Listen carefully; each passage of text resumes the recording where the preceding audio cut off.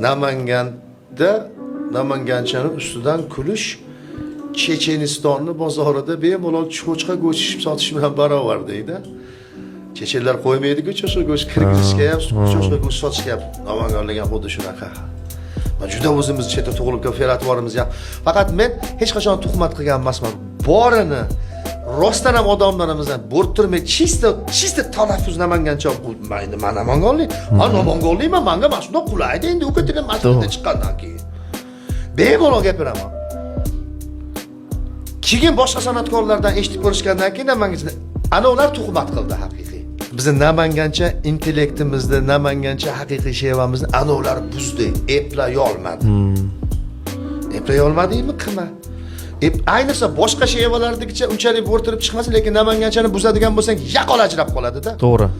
Xuddi oppoq qatiq ichiga ikki dona bir danakdek keladigan ko'mir solib qo'ygandek, shunday bilinib qoladi, ajrab qoladi-da.